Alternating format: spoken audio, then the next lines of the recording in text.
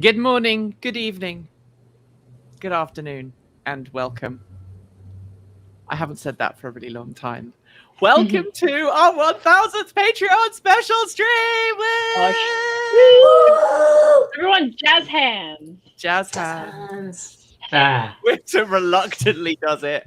Welcome to our Patreon 1000 subscriber special. If you are watching, this means that you are one of the 1024 people who have supported Transport Evolved and got us to this point. And this is a special live stream hangout just for you. 1025.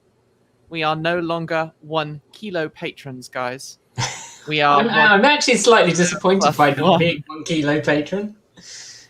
I thought it was funny because a lot of people didn't get it, but just be aware that we are going to be doing woo celebrations like the dog behind us.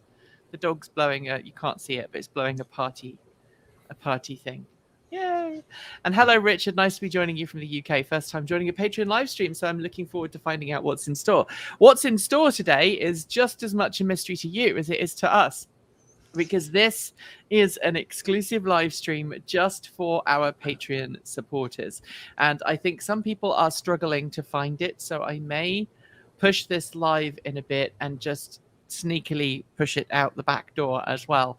We have people joining us slowly. I hope that if you are having lunch break right now, then you'll be enjoying your lunch as well. I think 1024 is a kibby Patreon by modern definition. That is true. Kibby yes, because it's don't even. I was trying to explain to someone the other day the difference between tibby bytes and terabytes, because it's important. There is a big difference when you're working with terabytes or tibby bytes of information. Those two things are very important. For those who don't know, I'm going to put everybody's name on because I realized the other day that some people don't know who we all are. So, Erin, you and I are letting the side down here with our pronouns. Yeah, so you are. I know. I'm just going to modify that now. I can do that really quick. And We're just doing that there. Yeah, there we go. Absolutely. So, because I didn't realize, Winter, sometimes people watch your videos and go, who the hell are you? Where's Nikki? I get that. I do get that sometimes. I get that a lot, and I've been here for quite a while. Well, everyone knows who you are, Kate. You're Nikki's wife, right? Yes, absolutely. Yes. That For folk who somebody else's as well. Yes. For folk who don't know, Kate Walton Elliott is not Nikki's wife, Kate. Those are different Kates. Transport Evolved has a lot of Kate associated with the company. As every company should. I think everybody apart from Winter has an association with a Kate. Oh, yeah. Well, and what did we work out at one point? That like just the company itself is like majority 30 or 40% Kate. Yeah. Kate, Catherine, Katie. I think you can probably do 6 degrees just with Kate's. You probably could. You probably could. So we started this little YouTube channel called Transport Evolved back in 2010 when, and I'm going to go through the bit of the history here. And I assume that you three, I can't count, all know the history of the channel, but it started in 2010. I used to work for a sort of a podcast called the EV Cast, and I had a bit of falling out with the hosts of that because they announced something on air while I was live on air that involved me without telling me live on air, which I thought was a little bit underhanded. So I politely made my excuses and set up something called the Transport Evolved podcast. Good afternoon, Christopher. Good to see you. Yay, hello, Christopher. Nice cat in your picture. I like that cat. That's a very pretty cat. So we are what's this? What are you laughing at, Kate? Are you laughing at that comment? Yes. Entropy, Nikki, you do the work of at least 2 people. So yes, 4 people.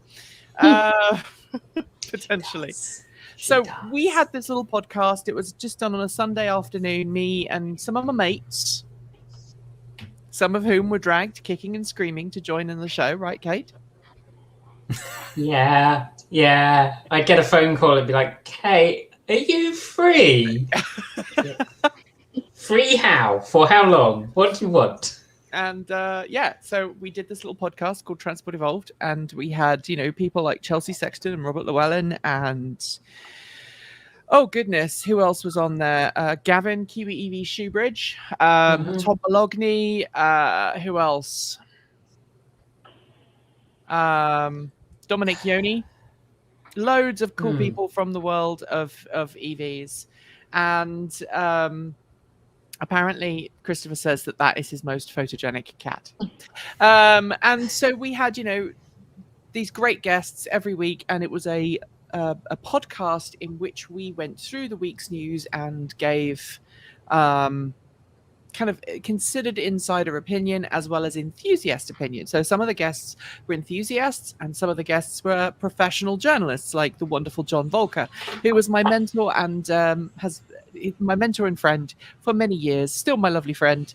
He is based out of New York, and he was my editor when I was at Green Car Reports, which was my first gig writing about electric vehicles, hybrids, and other clean tech vehicles back in 2000. And I think I started working for them in 2009. I think I started working for them in 2009, which is about the same time that we started Transport Evolved. And then we had the wonderful Mark Chatterley, who I'm actually going to send an invite to, because I know that Mark, I don't know if Mark's going to be able to join us, but I will send him an invite and say, if you fancy it, Mark, come join in the stream. Mark was the first of several long-term co-hosts. We had the wonderful Michael Thwaite as well, who was a co-host for a number of years. Mark Chatterley and I lived not too far from each other, and we would work together on making videos about EVs. So when did you transition from doing podcasts to video? That would have been 2013. And what made you do that? Me.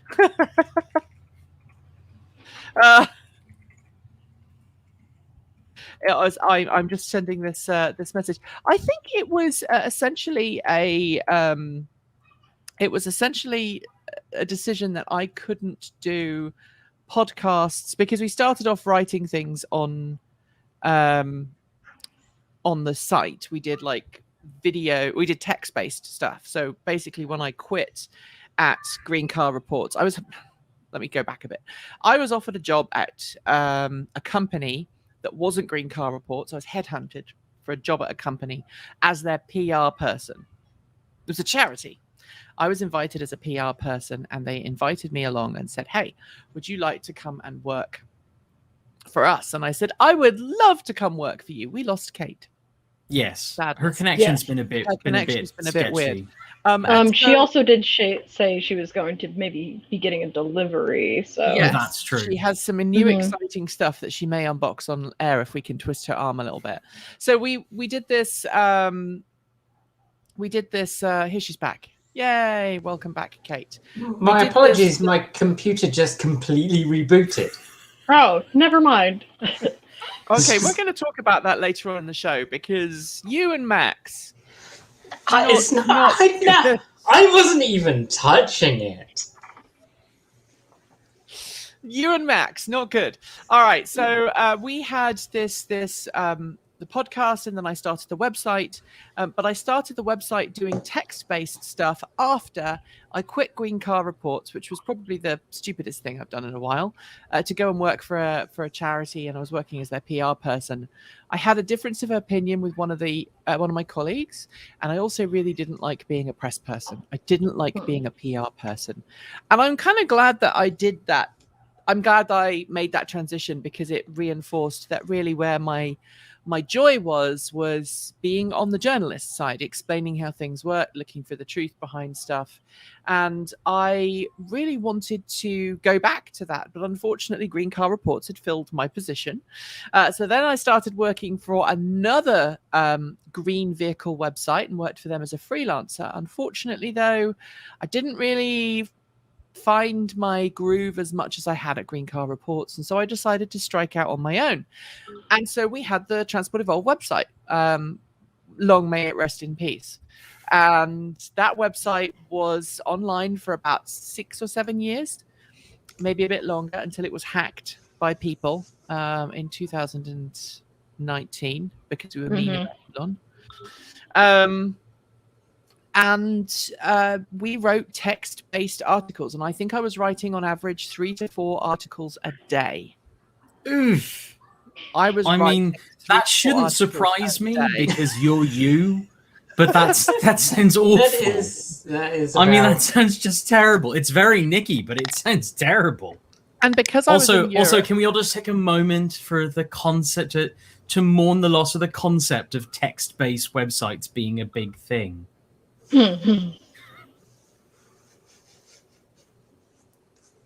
Have the Titanic music play in the background. Yeah. Yeah, thank you. So we had this and the text-based website, and then I was like, I'm getting kind of bummed out writing all these text-based blogs. I can't keep up. I can't keep up with the news cycle. And so I was like, what if we did a news roundup show every Friday called TEN, Transport Evolved News, and it would be 10 minutes in length. Yeah, that works well. And the first episode of TEN was absolutely terrible. The camera's the wrong angle. I've never worked with green screen before. Mark says he knows it's only 8 p.m, but he's in bed. But congratulations on the 1K.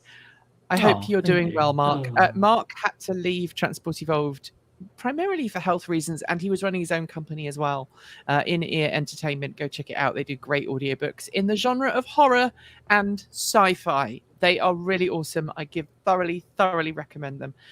Mark, I hope you are doing okay. I know Mark's been having some health issues of late, which is not good. But Mark, keep on going, mate. We love you. We love you all very much. And so, we started. Mark was at Transport Evolved at that point. We started the video, and interestingly, we also parted ways with Michael at that point, because Michael was worried about us switching over to video, and I'm like, I think he wanted us to stick with the podcast and doing the text, and so we were like, okay, we both want different things. That's totally fine. So, we parted amicably, and Transport Evolved started focusing on videos a little bit more. 2013, Michael didn't actually depart company with us until 2015, but we did more podcasts, more videos. We started doing something called Charged Up, which was the long reviews of cars, and then we did Quick Charge, which was our first 5 minutes behind the wheel, and then we did 10, and we did a couple of other videos as well. And at that point, then we were doing a few videos a week, and I was doing less text, but I was still working too much. Like, I've never done that before. And it wasn't until we moved in 2015 that Transport Evolved really hit a bit of a change. So we adopted 2 kids. I'm doing all the talking. Feel free to jump in and ask questions, because I know it's like, because this is all before Erin and Winter even joined. So I'd adopted 2 kids in 2010. And so I was working from home to help care for them. When we moved in 2015, we decided to move to the States because we didn't like some of the political things that were happening in the UK. We didn't think that what happened in 2016 was going to happen. And it went really well, that choice, didn't it? Really did. We sat down. Shall we tell the story, Kate, of how you and I and our respective partners were sitting at the table? Thanksgiving table. We had a Thanksgiving meal, and it would have been 2013 or 2014. Because we used to live in 2014. It's important for people to know that both of your spouses are American, but were living in the UK with you. No, this was just us talking to each other because we're married. Oh, was it? All right. And both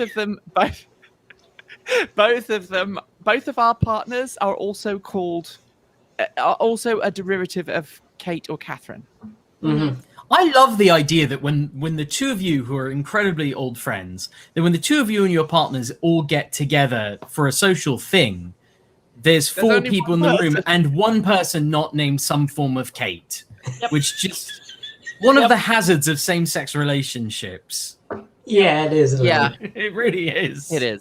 So we sat down and we were like, hey, we've got some news. And you said, we've got some news. And it was both the same news that we'd both independently, separate from each other, had both decided with our respective partners that we were going to emigrate to the US. Mhm. And we arrived first in 2015 in August. In fact, it's the 28th will be the sixth year anniversary of us moving to America. Kate, you arrived December of the same year. I think. Yeah, it was December of the same year. And Kate, were you working with Transport Evolve? I mean, I know you sort of were dragged into the podcast sometimes, but were you already doing some stuff with the YouTube channel? I have been working for Transport Evolved for a very long time. She's only been working for Transport Evolved since early this Officially. year. for a long time. When did you start appearing on camera? Were you on camera though? Oh God, I don't know when I mean, I was quite often camera operator. Like when you had the Roadster, I shot the Roadster footage in England, Okay. or at least some did. of it. You did, and you swore at me for accelerating too quickly. Yeah, I don't think you managed to get an acceleration video without me swearing violently because it was quite quick. I was just from Morris Minor, and you put me in a Tesla and went, right, I'm going to floor it. Yeah. Richard Only says without saying that. Richard says he was hoping to hear more about the history of the channel. I'm going to remove Kate for a second because her audio is misbehaving. It's again. awful. I'm gonna remove Kate. Are you back, Kate? I don't know, am I back? No, you're not. No, God no. Well, So, you know. 2015, I arrived in America, and this is where we're getting to with Patreon, right? So Patreon, I basically turned around and said to the Patreon supporters, they weren't Patreon supporters at that point. They were fans of the channel. And I turned around and I said, hey, I want to do this audio or this video show and this audio show and the website. And I've moved to America and I do have a visa because I'm married to an American, so I'm allowed to work. But I would much rather do this full time than get a different job. And so how about it? And so I think it was September. It was either September or October 2015. As soon as I got my official visa permit for work, because I was able to move to America on a visa, but then I didn't have. Can you remember what it was? Was it our social security number? There was some other thing we had to wait for. Yeah, you have to wait before for we that could when you officially arrive. work. Excuse me. So when that Is my sound arrived, better? it is. Yes. Yeah. Yes. So then I was able to work. I turned around and I said to some of these wonderful people who are watching, how about it? And someone's washing is done. Yes. Kate's Samsung washing machine or Or LG. It is a Samsung. It is. It sings to us every time. da, da, You guys da, got da, da, da. So washing was- machine? Fancy. was I was going to Patreon- mute it, but I wasn't quick enough, and now everyone's enjoying the tune. So Was Patreon already on your radar, Nikki? Was that a thing you knew about at this time? It was kind of me going, how the hell am I going to make money out of this? Because I don't want to go back to a work job. Because for those who don't know, I was a professional music teacher from 2002, which is when I graduated. I know I don't look it. 2002 when I graduated until right up until we moved. I wasn't working full time as a music teacher. I'd kind of transitioned by that point to working in the EV space, but I was still teaching a handful of people, and I didn't really want to go back to teaching in America. And so I was desperate to find another way of earning money. And so I decided that what I was going to do was find a way of earning money, and Patreon popped up in a search, and I asked a couple of friends, and it was a really new thing back then. I remember watching a video from Jack Conte, who's the founder of Patreon, and Jack Conti makes incredible music videos as well.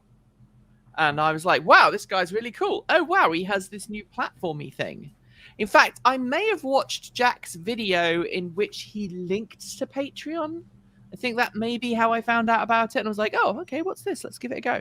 And so I signed up and I said, hey, people, if you want to help me, this is how we do it.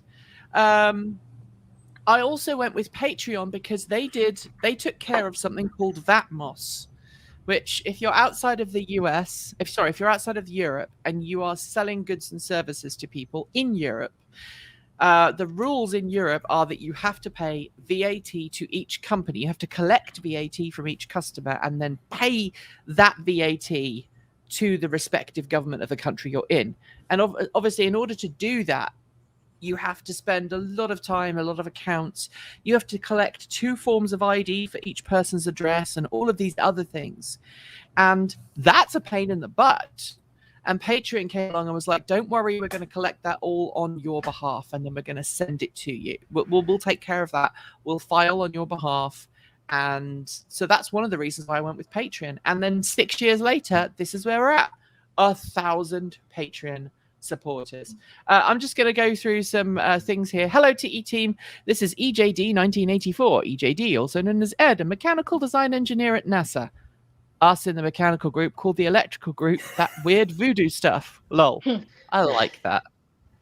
And Isn't a reminder that if people have questions for us about any topic, ask away. We're here to answer whatever questions you have. We'll do our best to answer them. It can be about channel or, nerd or stuff. EV stuff or environmental what we've been stuff. watching on TV lately. So it's kind of funny that I love finding out what people do. There are lots of cool people who watch lots of cool stuff. So I knew that we had an asset engineer. We have someone who is, we have lots of people who work in the auto industry. And I don't want to name check because obviously that makes things difficult, but I have been at events before where someone comes up to me and says, hey, I watch your channel, I really love your stuff. And it's never somebody in the sales team or someone in the media team. It's always the engineers. It's always engineers, and that has opened some doors for us. This is my shocked face that the sales teams don't love us. Well, I mean, there's one person who actually came up to me and said, they're not a Patreon as far as I'm aware. They came up to me and said, I work at insert name of big EV company because you convinced me to go work for them. They were doing research on the company and they watched our coverage of that company and went, yeah, I want to work at that company. Well, I mean, I think my decision to buy my first plug-in car was heavily influenced by your videos. There were a few people I looked at when I first looked into getting an electric car. And it was I think you were top of the list of channels that I watched, and I was like, okay, so this is something I could do. This is something that real people are doing and making work in their lives. And then, as I think it's always worth noting, when I thought about buying a BMW i3, I of course came back to Transport Evolved and I watched Kate's BMW i3 video. And then I didn't listen to her and I bought a BMW i3 anyway. And I think it was realizing that I should have listened to Kate that made me first become a Patreon supporter, where I was like, oh, they tried to warn me and I didn't listen. Clearly these women know what they're talking about. You were telling me though the other day that was one of your favorite cars. Not one of my favorite car. I've never loved a car as much as I loved my 2014 i3. It is my absolute favorite car I've ever owned, and it is probably the car I regret owning more than any other car I've ever owned because I loved it so much and have absolutely made the right decision when I got rid of it. I mean, it is the embodiment of why do the ones we love hurt us so much. Yeah, it really, really, really is. And I'll admit, I am thus far surprisingly fond of the car I'm driving now. Do we want to tell the Patreon supporters what I ended up buying? Only if they promise not to tell anybody. we're going to do a whole We're going to do a whole video on my recent EV purchase because it's a weird one. So a couple of comments here. Richard says, "Tell me about it. Thanks for the reminder. I was in a conference in Germany and a friend threatened to flush his passport down the toilet and claim asylum." Can I do that? Yeah. My Canada to USA immigration spanned the 2016 election. While it was underway, they shut down fiancé visa processing in Vancouver. I had to go all the way to Montreal for my interview. Now, that was interesting. I wonder if they conducted the interview in French instead of English, because obviously... For anyone who's not up on Canadian geography, that's an entire continent. That's almost as far as you can get in Canada between two major cities. Yes, yes. And EJD said...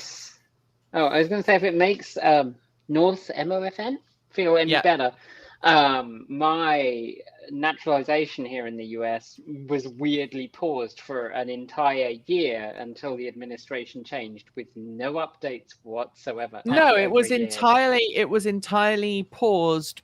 And I hate to say this. I'm going to say it because we're on a Patreon stream. So hopefully none of you guys watching will stop supporting me for saying this.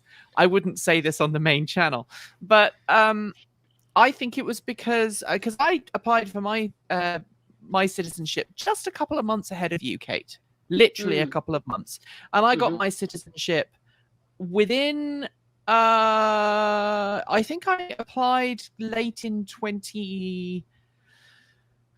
would have been late 2018 or 2019, and then I got my citizenship the very next spring, like January, February. You applied a few months after me, and I am afraid to say it, Kate, but your skin color was wrong for that particular administration. Is this not? I don't know what you're talking about. Are you aware that I don't see skin color. Are you aware? Oh God! Are you aware that you are not white, Kate? Oh my God! When did that happen?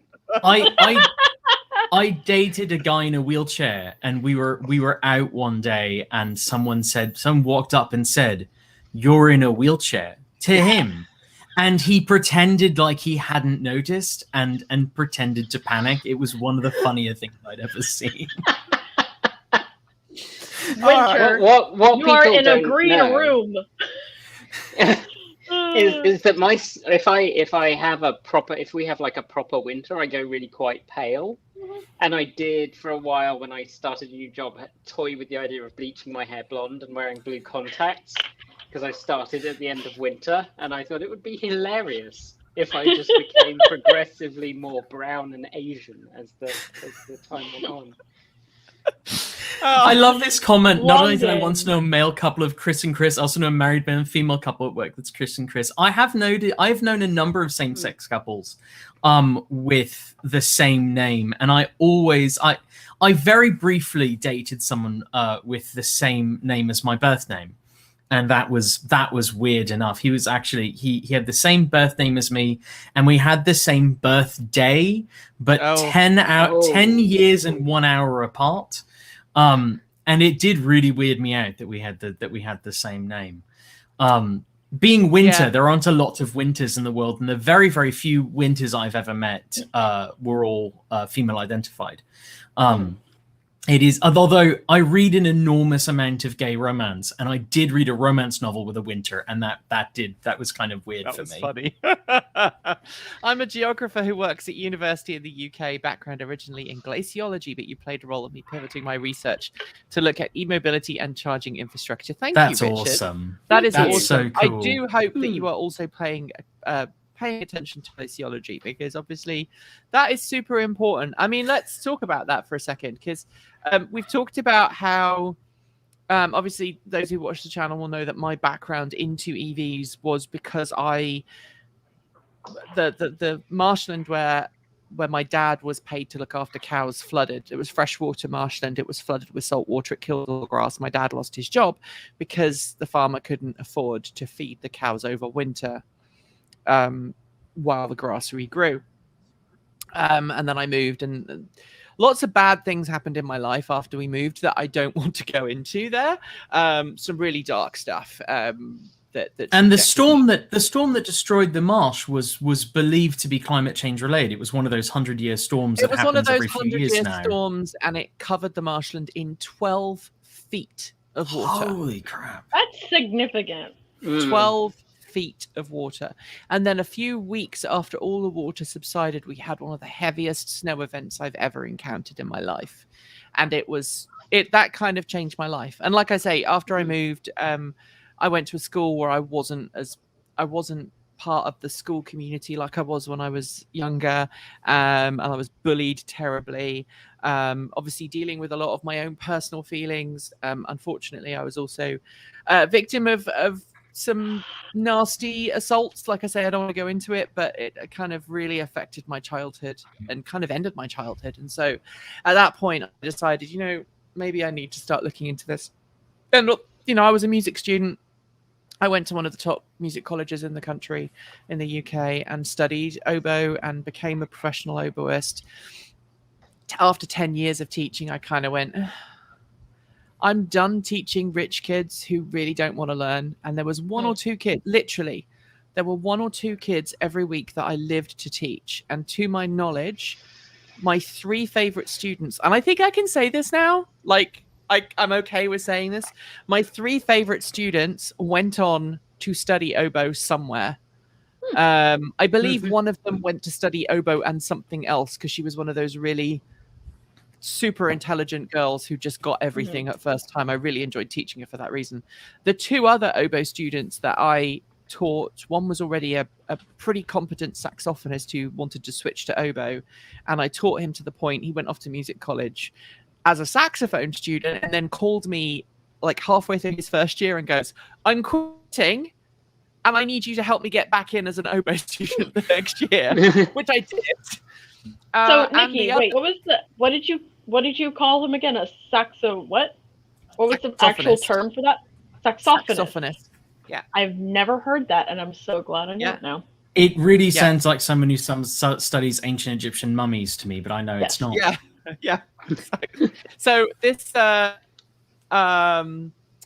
saxophonist was really sweet, and actually he was at my wedding along with the third person who I haven't noted yet, who when I first started teaching her, she was 15, 16. She was kind of good at the oboe, but she didn't think she was good at the oboe. And in those final 2 years of me teaching her, I convinced her that not only was she good, but she had what it took to go into music college. And I remember sitting down with her one day and I was like, if you want this and you are willing to work for this, I will do everything in my power to help you.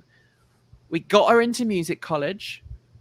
Not only did she get into music college, but she met her husband at music college, and she became a professional Baroque oboist because of that intervention. And that just makes me... That's so cool. So now that is cool. So now you had this traumatic childhood event that really made you aware of climate change, which helped lead you to EVs. I'm curious, like other folk on the team, where did your awareness of climate change come from? Like Kate, when did you become really? So it's worth noting for the audience that Nikki, Kate, and I are all basically the same age, and then Erin is a fair bit younger than we are. But she acts like she's older. I was 7 when Nikki was doing stuff in 2002. I wanted to mention that earlier. She was like, oh, I started my career. And I'm like, I was still pretending that I was a dinosaur and biting ankles. So, Erin, honey, I hate to say it, but you are still pretending that you are a dinosaur. Yeah, in fairness. So that's rich coming from you. Yeah, it's true. So, like, Kate, when did you become aware of climate change, and how did that influence your mood? And when did you start driving electric? So, the electric story is easy. The climate change, I'm not entirely sure. I mean, I trained as a biochemist originally before I decided to do other things with my life, which happened approximately 3 minutes into my biochemistry course, where I went, oh, hell no, I've made a horrible mistake, and then spent 3 years trying to escape. But I think probably as part of that, there was like a general, I mean, I always read New Scientist and things like that. So even when I was actually, no, I know when I remember now, when I first heard about climate change would have been, there was an issue of New Scientist, and the comic in the back was a guy who bought a house on top of a mountain and named it Sea View. And I remember that comic. I actually kept it for years, and I think just planted that little seed.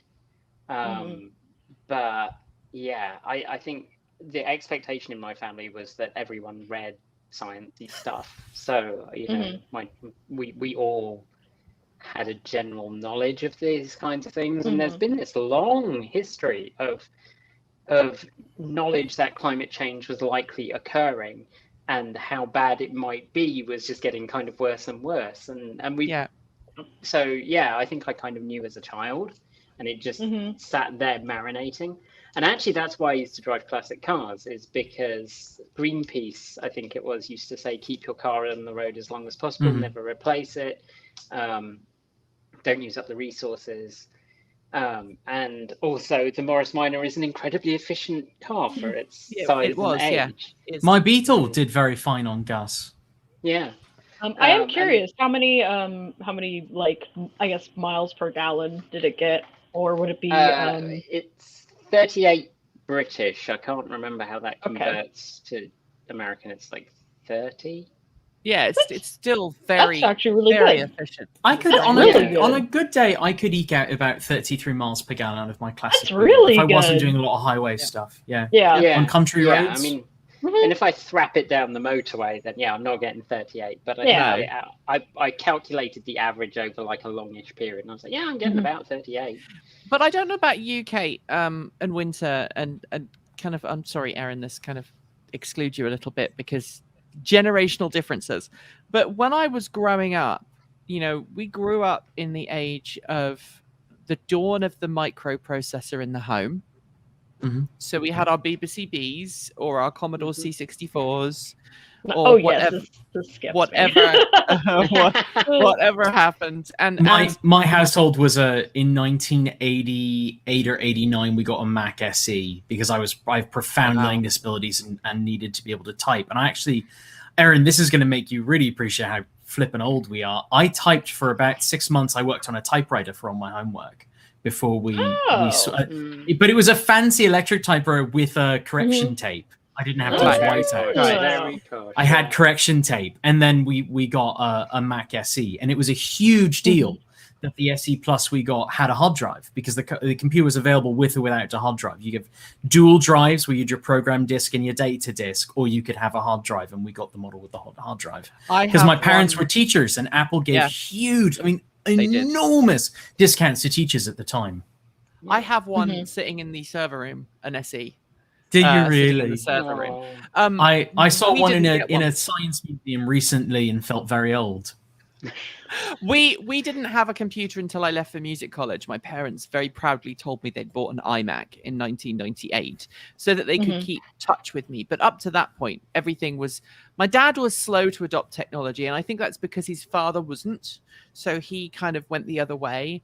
My dad taught me how to repair and fix things very effectively. And I think you had that in your family as well, Kate. Yeah, I mean, the opposite, though, that my dad was super into adopting technology. Well, he worked in the industry. Yeah, I mean, hence, oh, you can't see the shirt, hence the shirt. No. One of the shirts. You're not wearing the Elliot one. I'm wearing the Computer Technology Limited, which was a British company that disappeared without a trace. See, and I came from the exact opposite background. My parents were the least technically inclined human beings on the flippin' planet. I still tell the story of my stepdad going to the auto parts store, buying windshield wipers, and then driving to his mechanic, who billed him a half-hour labor rate to put the wipers on his car for him. No! For something that might have taken like 5 minutes. Well, and the AutoZone would have done for him if he'd asked. But my parents were extremely, extremely non-technical people. My stepdad didn't learn how to turn on our Mac SE ever. He didn't learn how to turn on a computer until my mom's laptop, like a good 10 years after we had started having more than that, after we started having computers.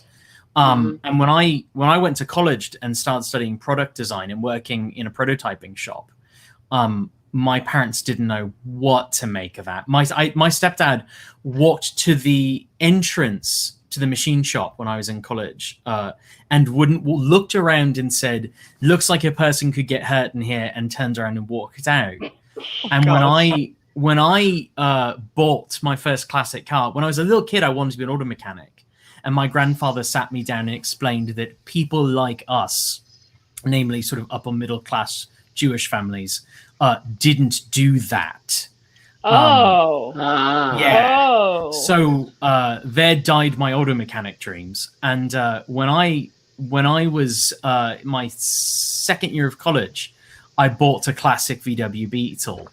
And it was an absolute piece of junk. I bought it for $600, which in 1999 was still pretty cheap. Kind of work, and you're like, watch this.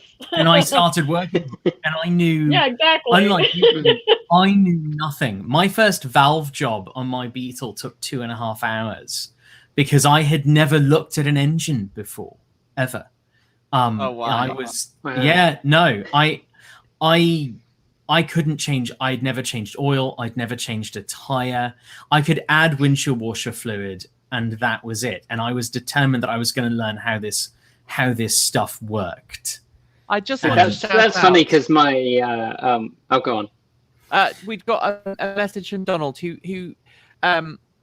did it in the Patreon chat rather than the YouTube chat. So he said, my first car was a 1952 Morris Minor. Getting parts in the USA was very hard.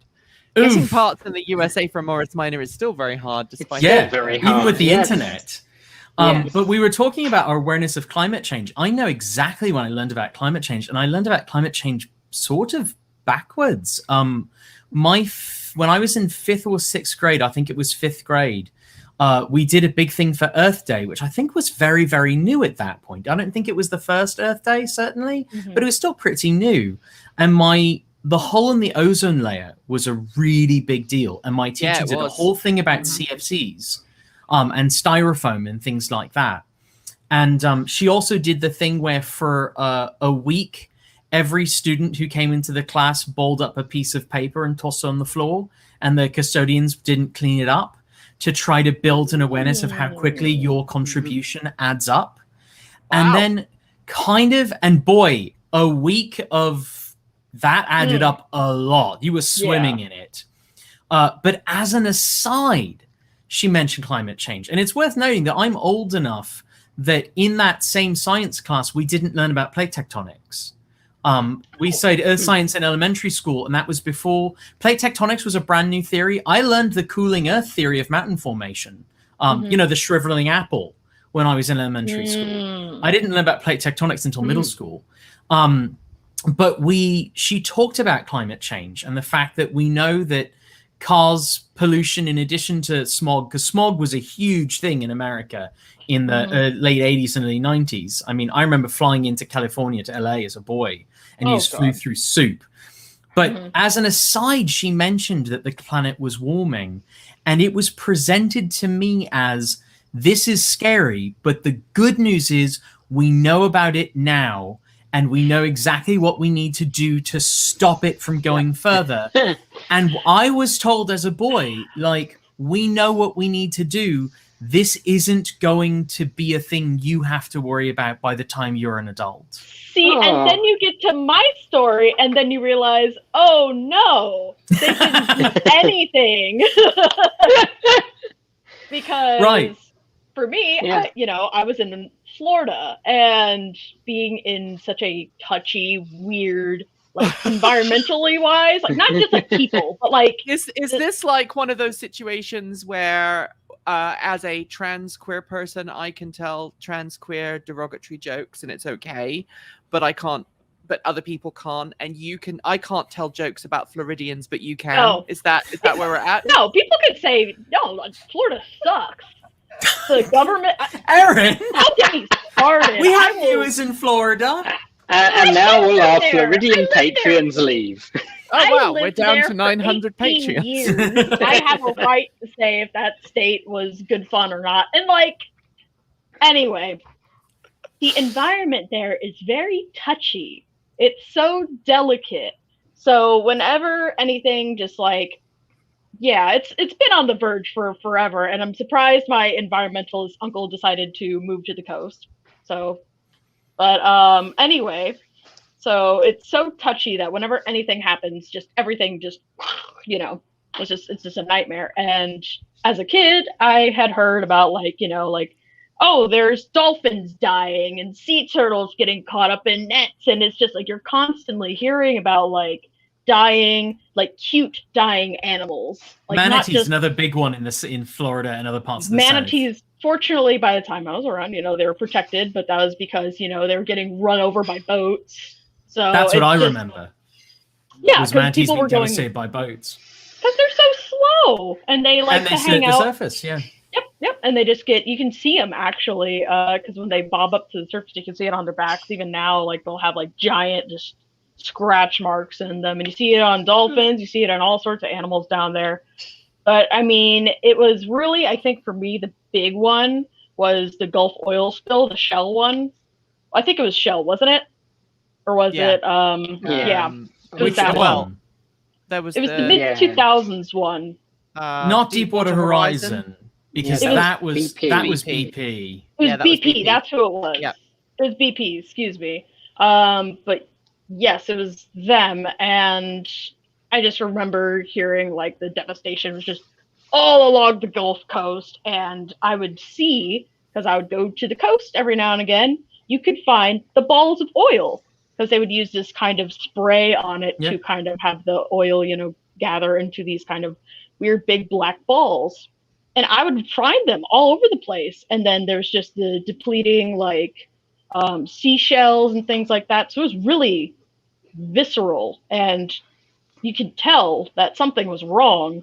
I remember blame the correct oil company. Well, I don't know. I was young. I just to be honest, like, they're all to blame anyway. Yeah, So I it mean, doesn't it's not like matter. Shell hasn't had some huge spills, just not in the Gulf of Mexico. Yeah, I could have swore they just had one, which is maybe why they're in my head right now. But we've reported a bunch on Shell cleanup in issues in, I want to say, is it South America or Africa, where Shell's had some huge basically issues. the oil industry, period. Oh yeah. And I mean, there was always groups that were, you know, around that were like, hey, maybe we should stop drilling in the Gulf. And I was like, why don't they stop? And then, you know, basically from there, I became a radical. So, well, it's kind of funny because Erin, you've not really enjoyed cars, and you and I met for that reason. You and I met obviously after you'd moved to Portland. I think I moved to Portland just before you, or was it the other way around? I can't remember. When did you arrive in Portland? I moved to Portland in 2013. Right, so you were here 2 years before I was. I remember meeting you when you were at university because you were just coming to the end of your degree. Yeah. And we met through the cosplay world and kind of conventions circuit and mutual friends. And I found out that you were an animator, and I'm like, ooh, this sounds fun. And so I asked you to if you would be interested in some freelance work. I remember doing that, which never actually happened. Yeah, well, I mean, kind of. You had me on a I mean, we knew each other for about a year. Right. And then you would ask me like, hey, can you do, or initially you would ask me to do 3D backgrounds for 10. Yeah. And then I was like, oh, sure, you know, I could do that. And then it kind of settled for a little while. And then afterwards, you know, the funny thing is, I think, is I actually didn't know what you did for like a while. Because you never had talked about it. Are our current 10 backgrounds yours? No. No. Oh, okay. No. I never did end up doing any 3D work for TE, but it was definitely something that was like brought up, and I do need some practice at some point. So like, don't ask me to do anything. Hey, not yet. I haven't done anything in a long time.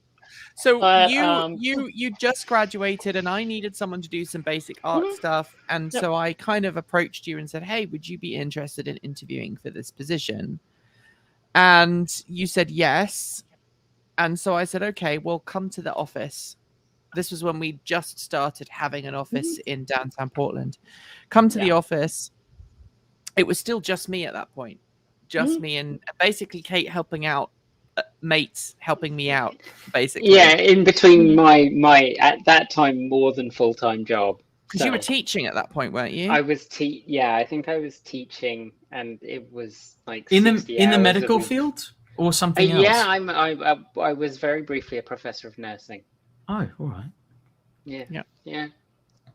It did not last. I did 1 year of it, and then I went, hell no. It's a bit like the period of time where I was offered a part-time freelance position at one of the world's most prestigious music schools, not colleges, that like a music school for gifted children, basically. One of the biggest schools in certainly in the UK. They have a cathedral choir. They're very well known for their choir and their music, and I went there and I hated it. Well, that's like my 2.5 nightmarish months of trying to be a car salesman at the start of the Great Recession, and realizing that I wanted to keep my soul, so I had to stop. I thought you had to sign that away when you got the job. I was gonna say, yeah. No, So- it was a lease to not in the own fine deal, print? and I got out before the ownership kicked in. No, the other thing that I loved, I talked yesterday about when I knew I needed to get out of that job. The other thing I loved in that job was when they talked extensively and very proudly. One of the sales manager talking about how he had a 12-year-old kid, and he had not been to his kid's birthday party since they were like 2. He had never made it to a birthday, my God. and that's the kind of Wow. commitment that you need if you want to be good at this job. And I was like, oh. Well, no. He was proud of that? Very, and Oh, and it was the wow. sort of thing, and it was he told that story, and then other people chimed in with like weddings that they'd missed and stuff May like I that. be blunt and just say that no one is going to be seeing you in the nursing home. So have fun with that. Yes. Yeah, I mean Yeah. the other thing that really struck me, because I was working part-time as an LGBTQ activist, writing in that field for the Bellerico project, and they talked about the fact that the company offered good sick time benefits, but it was expected that you would not use them. And the sales manager told the story of coming in with the flu, with influenza, and being so ill that during a test drive he had to have the customer pull over so he could vomit extensively. And that's the kind of commitment that's expected if you want to succeed here. And I said, as a customer, if That's someone bad. got into a car with me, and this is 2008, 2009, not talking pandemic times. I said, Yeah. if someone but got still. into a small enclosed space with me, knowing that they were that ill, I would not only not buy a car from you, I would No. report you to the Yes. to someone, because I was horrified, because I couldn't believe that that's the standard that we were going for.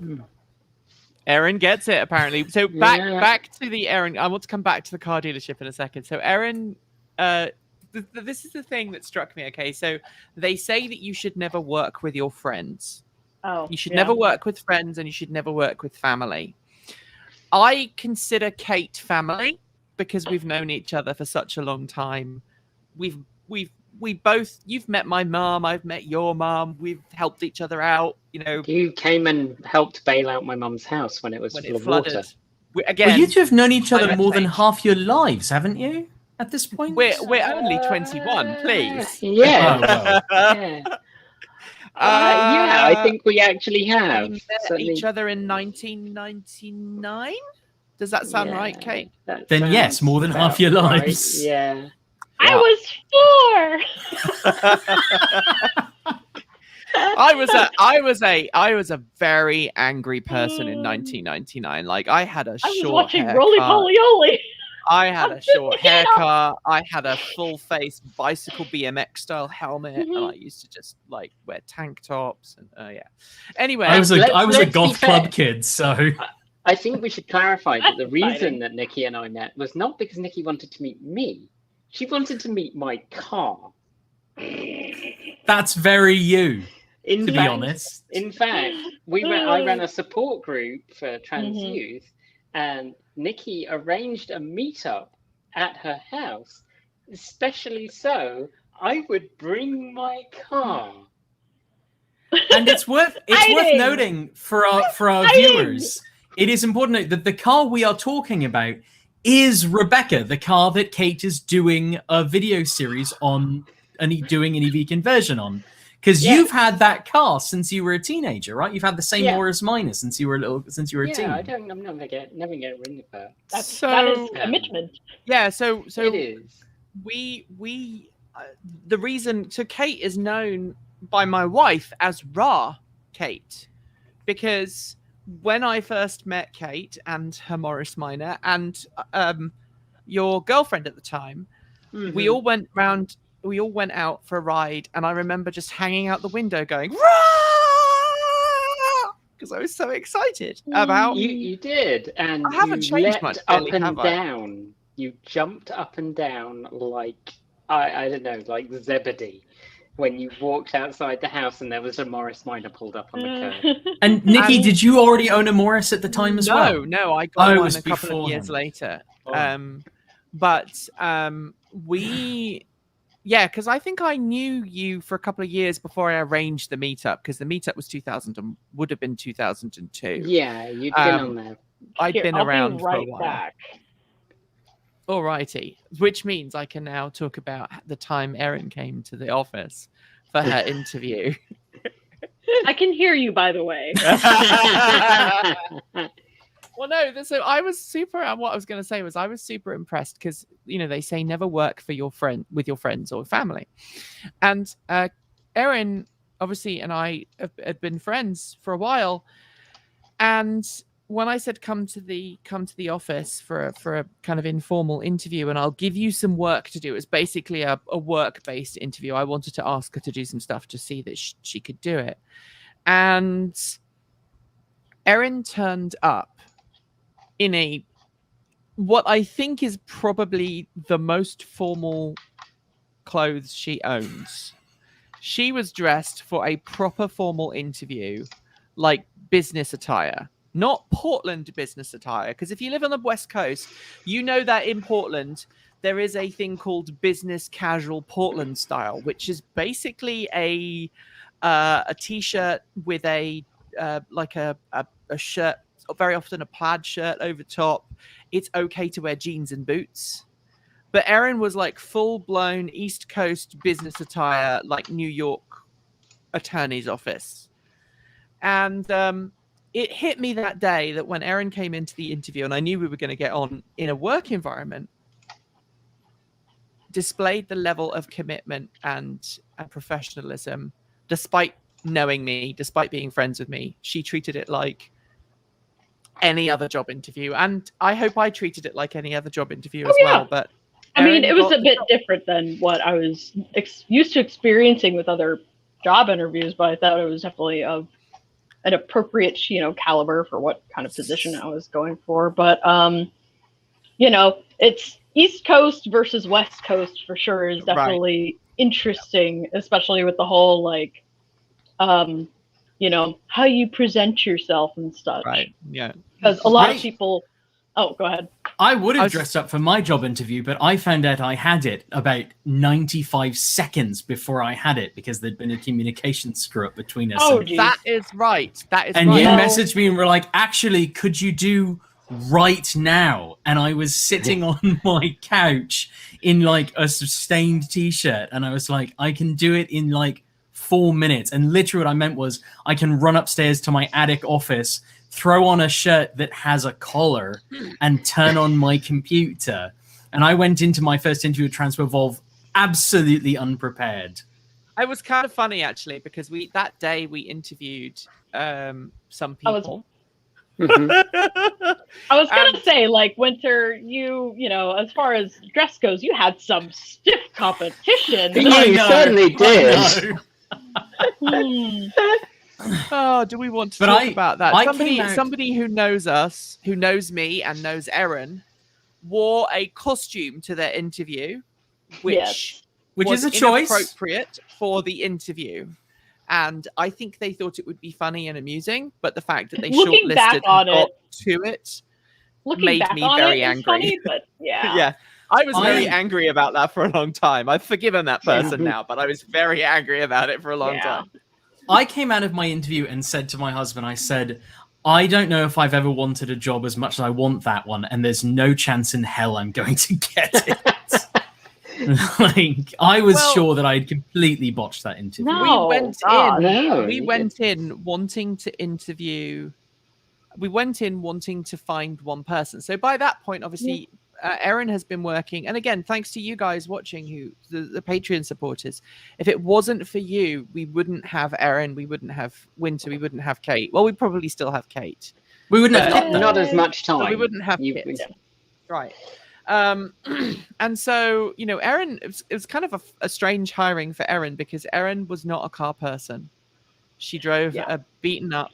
Thanks for trusting me, even though I told you right off the bat that I was like, I don't know anything about cars. And Erin has now become like the resident expert in her little group of friends and in her family. Oh, She's yeah. like, she sees stuff and just rattles stuff off now, and it's just like, it's really wonderful how Erin I would definitely irritate the heck out of my previous roommates. I would be like, "Oh, look at that!" and "Oh, looky there!" and they'd be like, okay, cool." My And husband- I'd be like, "Oh, go ahead."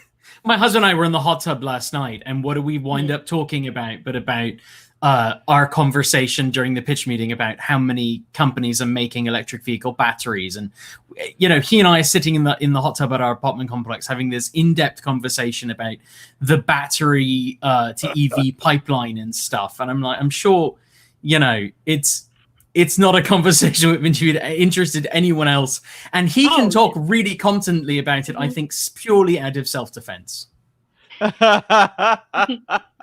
Because it's either talk about it or listen to me rant about it. Mhm. And I think there has to be a little bit of acknowledgement to our respective spouses, and in Erin's case, boyfriend, about putting up with us talking too much about cleaner, greener, safer, and smarter vehicles, right, Erin? Oh yeah. I mean, he would. I mean, again, they would tolerate it, but they're, you know, last roommates were just like. My husband put really up do with so. learning Beatles because I wanted a Beetle. So I mean, Yeah. you know. So, and he is falling in love with my new car, which is a relief. I didn't think. Can you like tell it. us a bit about this new car? All I can say about my new car is that it is not new. It is. We can say it now. Quite old. I think we can say it now. This might. So just a warning, this might actually end up getting pushed live as a public stream. Yeah. If our Patreon supporters are okay with us making this Patreon live stream actually available live for anybody to watch later on, I will do that. Let me know in the comments below if you don't want it to happen. So Or it could be between just us. Yes. I made the decision that I'm getting rid of my Bolt. People who've watched our videos know that I was offered a buyback. I decided to skip it because they had pushed the final fix with software, and I decided that that comment is fantastic. No, I think we may have to change the channel's name to TEN because everybody assumes that the name is 10. It's not. It's Transport Evolved, and TEN is just a show within the network, but it's still. But funny that as is heck. where you hear like the But that's where you get hear a lot all of- the yeah. stuff. Yes, our famously 10-minute long news roundup that takes 20 minutes every week. So yeah, I made the decision I'm getting rid of the Bolt. Either Chevy's going to buy it back or I'm going to sell it. I just, for my own personal reasons, I'm not dealing with it anymore. And I live now in Portland, Oregon. We have a Tesla Model 3 long range that's a fantastic car for longer distance. We decided we could live with a shorter range car, and we wanted to try to keep a used car on the road. And I wanted something small because I love small cars, and I wanted to be able to fit my motorcycle in the garage with it. So I bought for, I'll just say, significantly less than $4,000. I bought a 2011 Think City with about 70 miles of range left on it. I sold someone another car. What's that? I've sold someone another car. Yes, Kate sent it to our Telegram chat and was like, "Here's a car," and I was like, I think I'm gonna go take a look at it, and I drove it and really liked it. It is. And It is the one that. Okay. There is a and bit of around the houses with that though, because I think I was the one who showed Kate. I know I was the one who showed Kate the Enfield that went on to become the whatchamacallit. I drove the Think City, and then I immediately called Nikki on her phone, which I almost never do. Almost all of our contact at work happens online. I called Nikki and I said, I'm seriously thinking about buying this very silly, very old, and objectively pretty crappy car. Don't ask Nikki that question. And Nikki, Nikki was like, okay, in fairness, I'm not an unbiased source because we can get content out of this car if you buy this car. And I was like, yes, I appreciate that. Think City. 2011 Think City with the lithium-ion battery, not the Zebra battery. I think someone has to dress up like a clown and get in the car. Well, so not a clown. So the thing is, the previous owner named the car Meep because it looks like a Muppet, which it objectively looks like a Muppet. Yeah. So I think talking about the size. So someone's gonna have to dress up as a Muppet. I mean, it's funny. My background in cars, because of course I said I'm very not car family. My background in cars primarily comes from 3 places. Everything you need to know about me and cars comes from 3 places. When I was a very little boy, I loved Herbie the Love Bug. When I was 11, I read my first adult novel, 11 or 12, which was Christine by Stephen King.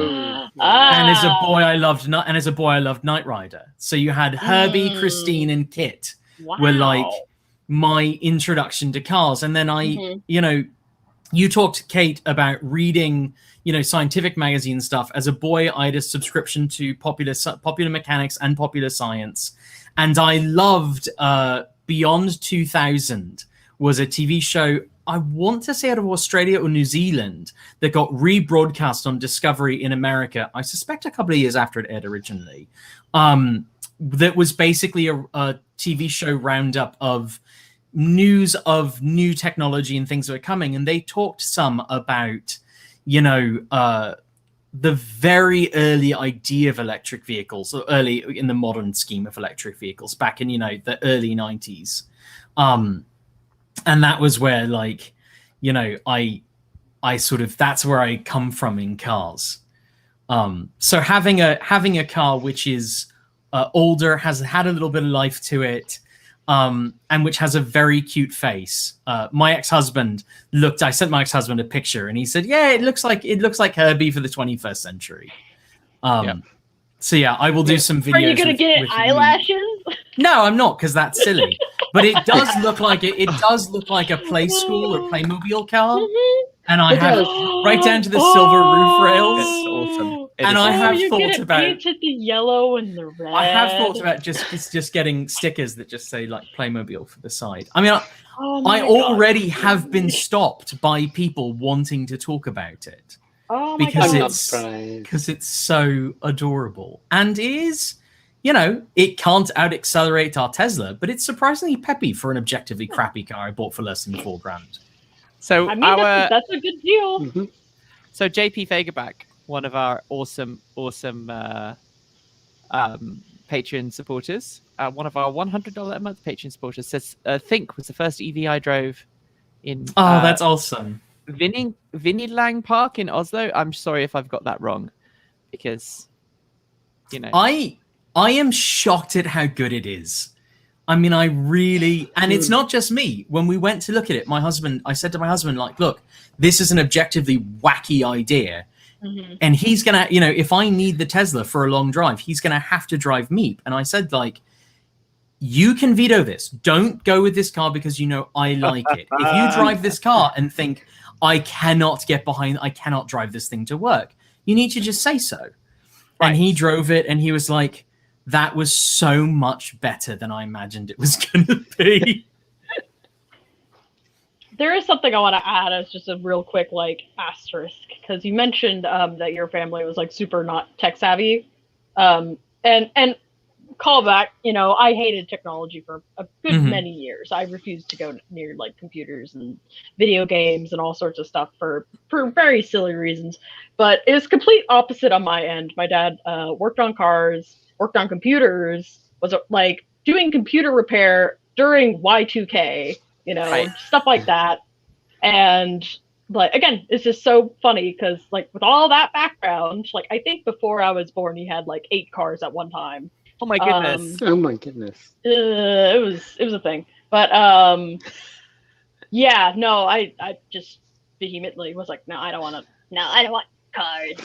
My mom was very proud of the fact that between her and my stepdad, they drove. My mom in the early 80s, in 84, she bought a GMC Jimmy, which is a Chevy Blazer.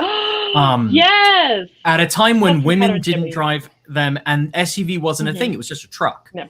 And she drove that for several years, and then my stepdad had it for several years. And she, to her dying day, talked about the fact that they put so many miles on that car in that they took it to 65,000 miles, which to her was mind-blowingly high mileage.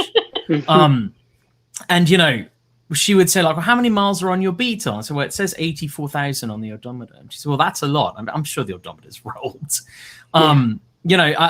We drove several cars. I mean, my ex-husband has a car now with 290,000 miles on the clock. It's a Toyota.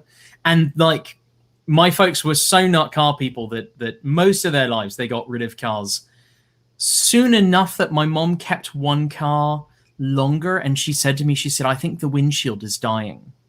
And I said, it's a 2016 Forester. The windshield shouldn't be dying. And she said, How does the windshield die? I've had it happen. Windshields get grit blasted, especially living in New England where they sand and salt the roads. Oh, okay. And I said, well, when was the last time you replaced your windshield wipers? And she said, do you still have to do that on cars? Even now? And I was like, oh my. Yeah, you do.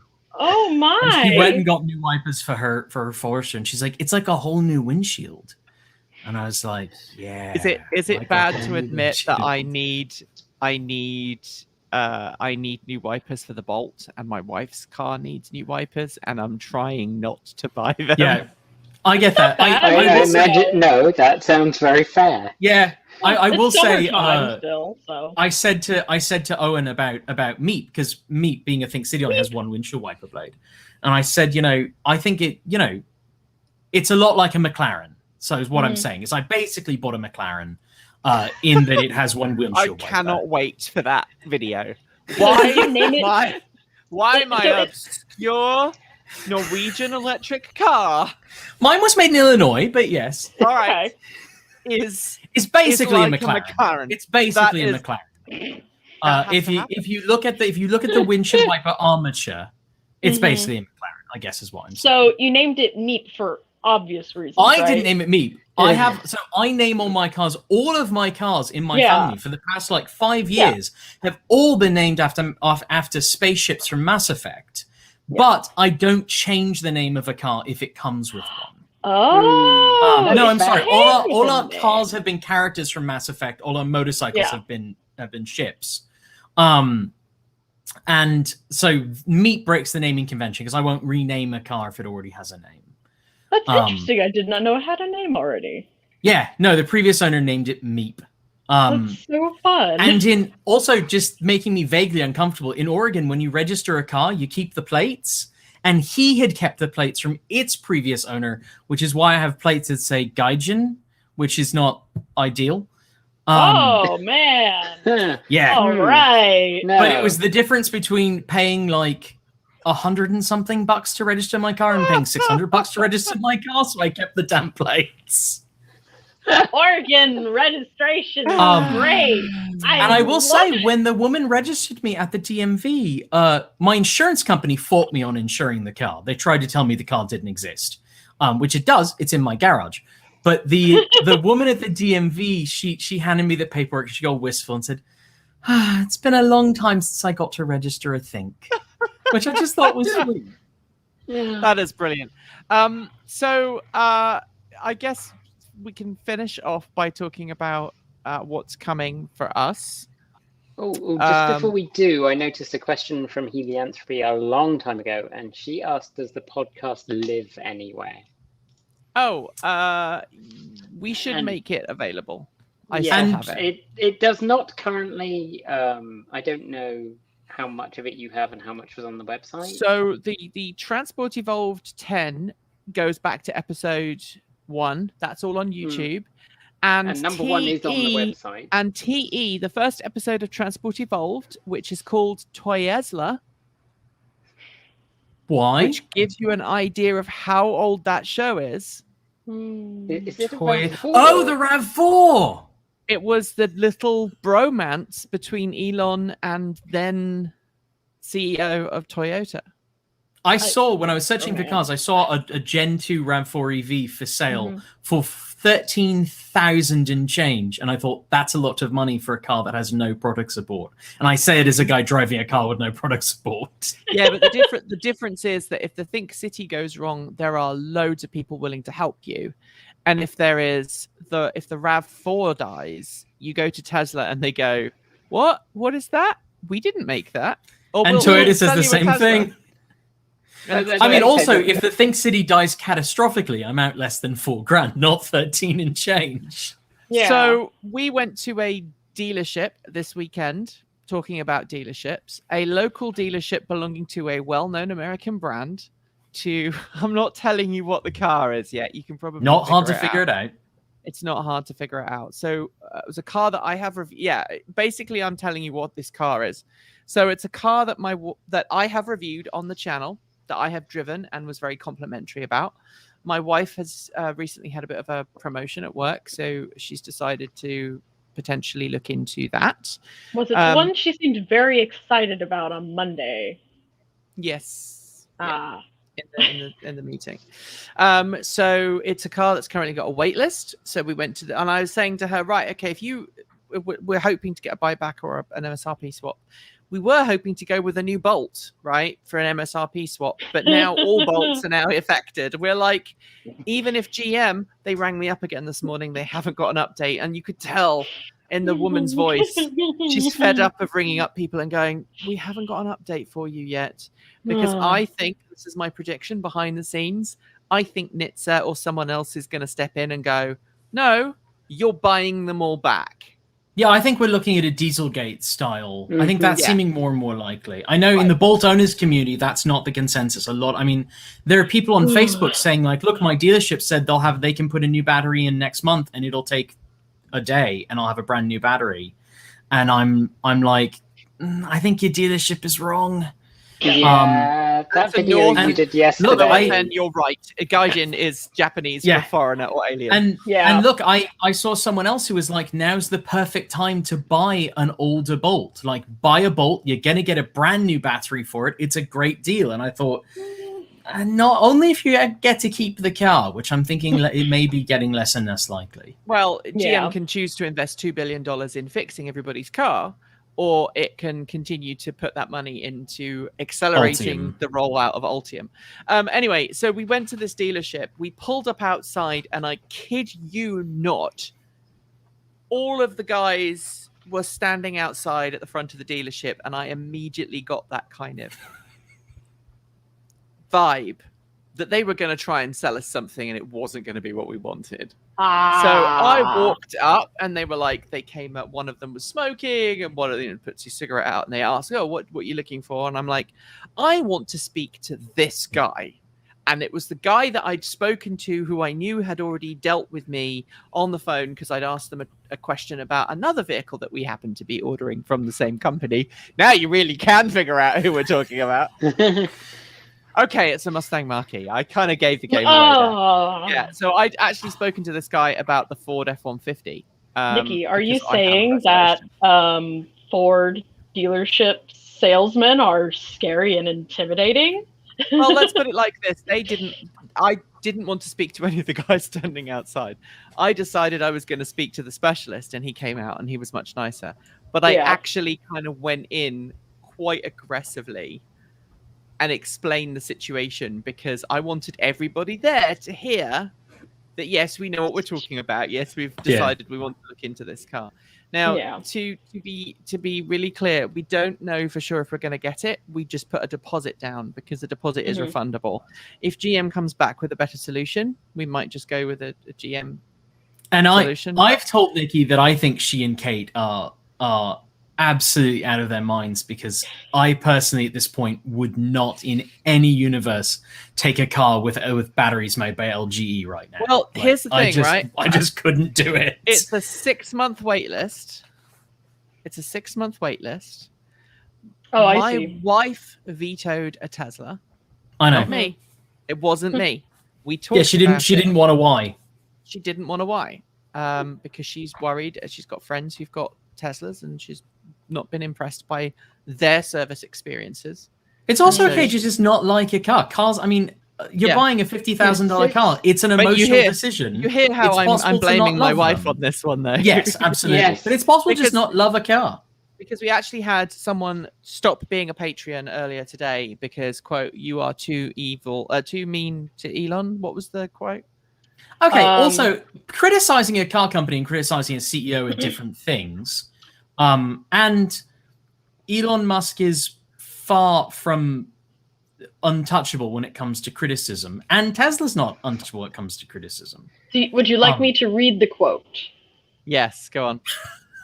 To anti-Tesla, period. Fine, ... You hate Elon, ... So Tesla is still amazing. Yeah, I mean, saying that we hate Elon because we don't love their cars, and it's worth noting, I own a Model 3 long range that I really love, although my experience with service centers has been very, it is weird that people think that if you don't love a car, you automatically hate the CEO. You were not personally a big fan of the VW ID4. It wasn't really what you were looking for. And I don't think we got a single comment. Oh, we did. No, I don't think we got a single comment angrily defending Dees because you clearly hate Dees because you didn't love the VW ID4. This was the first time Kate and I ever met each other. What the hell are those shoes? Is all I can say. Hey, those shoes are a choice. Those are my platform shoes. I loved those. Look, this is the early thousands style decisions were made. And I am a size 12 at that point in history, which for the American audience is a size 10. Early 2000s is starting to come back. Yeah. I know. That's low-rise jeans. Low-rise jeans. And your cuffs rolled up very unevenly. I was just about to say, you got the rolled cuffs, you got like the kind of high up shirt, you got the early 2000s exposed. Yes. I also really appreciate, as someone who owned a car, not quite that old. Although actually, I have owned a car I think older than any of you. I owned a 1950 Pontiac for about a year and a half. Yeah, no, you beat me. So after a situation with both of your cars, I do have a 1932 bike. Do you really? Motorbike or pedal bike? Pedal bike. That's so cool. I have a 1960 something bike. After a situation where both of your cars are the same floor, are you not concerned having both vehicles in the same company a second time? So it is worth noting that the Mach-E and the F-150 Lightning have battery packs by different manufacturers. I don't remember who's doing the Lightning, but I know it's not LGE. It's the company that LG accused of stealing all their top secrets. Oh, it's SKI. But SKI, the competent company. I'd buy an SKI. Yeah. No, they stole. Well, they might have, but they got it right. Yeah, even if they did, they clearly did it better than LGE did. So this is the point, right? Christopher Hull says, I thought about ordering a Mach-E, but the LG batteries has given me pause. Plus, I'm with you, time. Chris. But here's the thing, right? It's a 6-month wait time. If in 6 months there is so there's 3 things, right? First, the Bolt has a tiny buffer. We were talking about this yesterday. The Bolt EV has 3 kilowatt hours of buffer. Total. It doesn't between top and bottom. Right. Oh, really? Right. The Mach-E I don't understand how they did that. 10? 12. We can't say it's 12. 12 kilowatt hour 88 usable, 100 nominal. Was that it? No, it's 97 and a bit. nominal. Oh, okay. So was it has it? like, Okay, so it has so like, so 10. it's like 10, 9 yeah. 10 or 9 or 10 kilowatt hours, It's which is much better. 3 times what GM did. This And- comes back to our conversation about are Yeah. companies just pushing their batteries too hard. Yeah, we're going to be doing that in a video soon. Chevy needed 238 miles of range or 228 miles of range out of the Bolt. So they pushed the battery really hard, on top of obviously not having made it well enough in terms of the battery issues. But would these battery issues have ever cropped up with a 9 kilowatt hour buffer? That's a really fair question. Well, the other thing to bear in mind is that Mustang Mach-E is changing its lots of hints now that for 2022 it's changing its battery pack because it's going to get a longer range, or something has been tweaked to give longer range. Wasn't there some problem with Mach-E batteries and power loss, just like with the Porsche Taycan? Is there a car currently running LG Energy battery packs that haven't had problems with? My modern point LG is battery packs. that it seems that Ford has dealt with that really, really well. Because I haven't heard many people go, my car has been bricked and I can't drive it.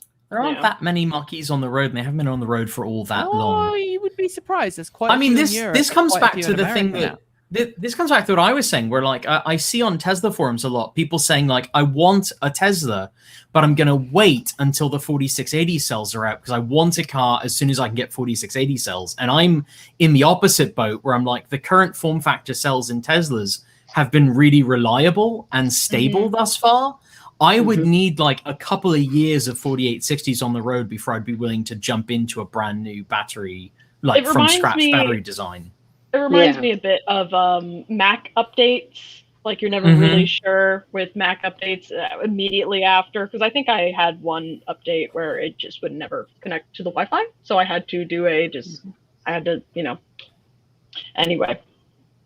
This is why we lost Nikki.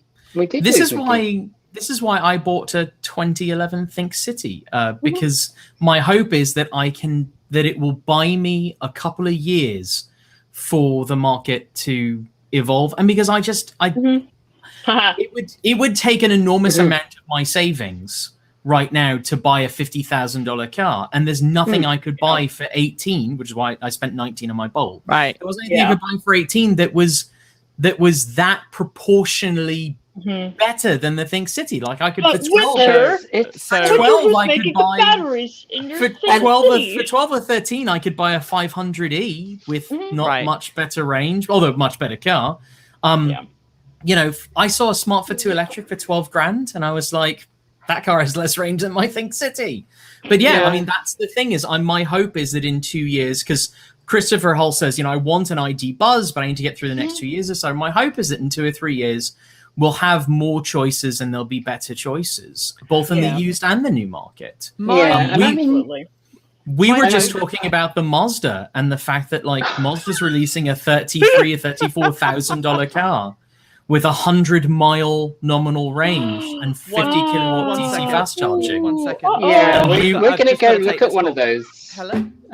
We're going to go look at its nearest equivalent, which is a 5-year-old Kia Soul. Oh, you want your car back? Great. Okay, I'll send it. Someone, that was the top comment on Reddit where someone said, with Reddit's electric vehicle forum, they posted the Mazda and someone said, congratulations, Mazda. Welcome to 2015. Like, it's and we at Transport Evolved do not believe that range is king.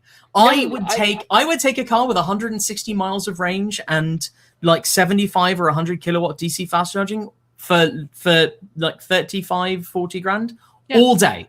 But 100 miles for the price it is? That's the like thing. You can get a Mini E and get like how much does Mini E get? It gets over 100, doesn't it? 114. Yeah, exactly. That's just bizarre. In Europe, the 100 is fine, but the price is not. And in America, the price is not, and the range is not. Yeah, no, it's just comically bad. It is ridiculous.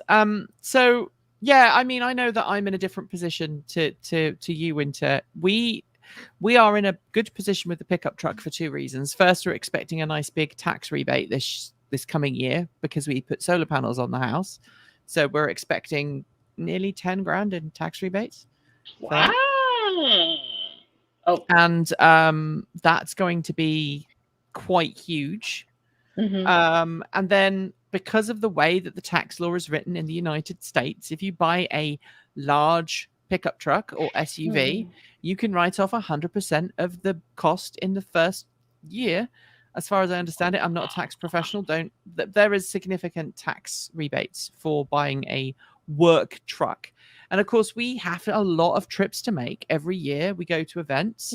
I will be driving to Colorado. I can't tell you what for because it's on embargo, but I'm driving to Colorado. I'm supposed to be flying, but I reached out to the car company yesterday and was like, I think I might be driving because... by the way, JP Fagerback says there are lots of marquees in Norway, and there's only been issues with a handful. But so the pickup truck is going to pay for itself through the business, because right now, if we need to transport anything really heavy, we have to borrow something. Do you remember that time, Erin, that we took a pickup truck? We pranked everybody to say that we'd bought a new pickup truck and it was a gas guzzler.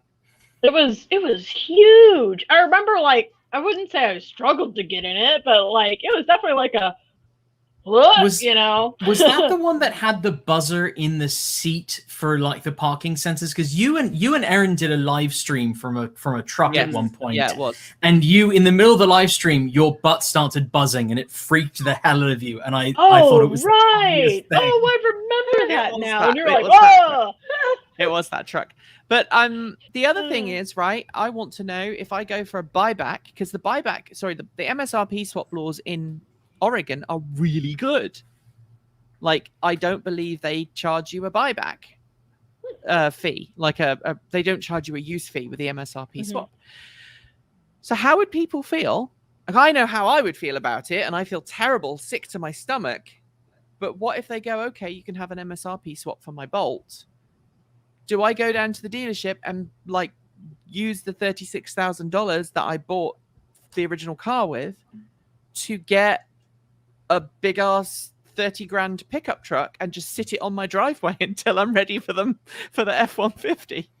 I can't imagine you driving a gas guzzling petrol car. I can imagine you driving a petrol car if you had to, but I can't imagine you driving a gas guzzling. No, but my point is, what do you do with the money on the driveway?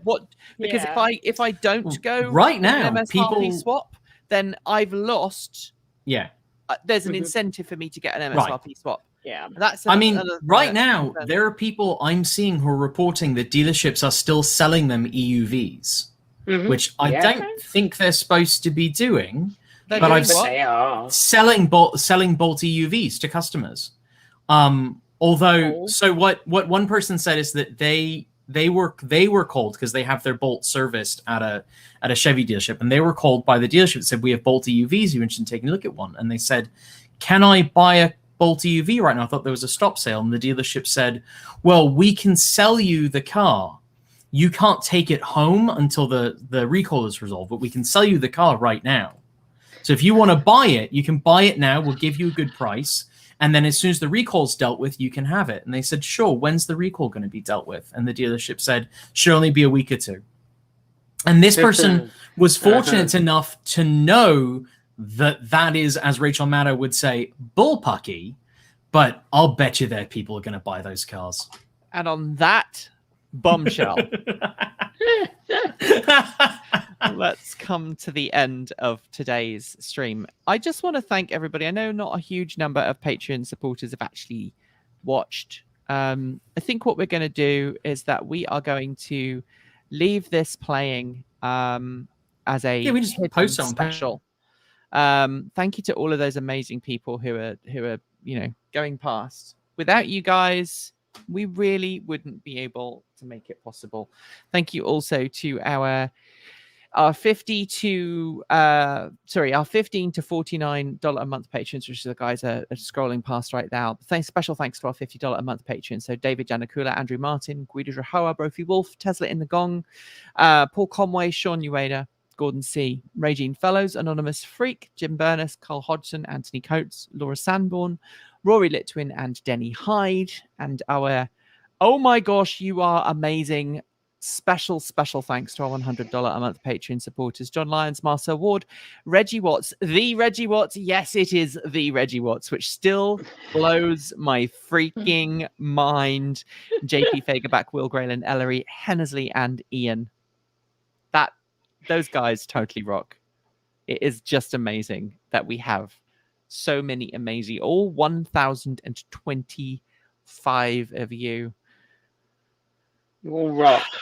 Here's to the next 1,000. We haven't really talked about what we're going to do next, but we do need to raise some more money because I have been working too much. I need to give Winter more hours, and I need to give Kate more hours, and I need to give Erin. No, Erin's full time already, but Erin could use a pay but rise. We do have some really exciting stuff coming up. We absolutely do. And it's going to be amazing and awesome. And thank you for watching. And if you're watching this after the live stream has been made public for everyone to enjoy, let's keep it shush about our little Easter eggs. Because you'd have to be a real fan to watch all the way through. Just between us. Keep evolving, everyone. Take care.